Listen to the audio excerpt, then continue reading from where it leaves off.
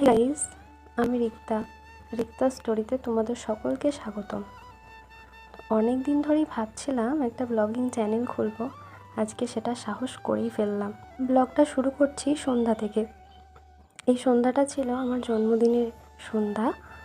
তো আমি বেরিয়ে পড়েছিলাম সেদিন তারকেশ্বরের উদ্দেশ্যে।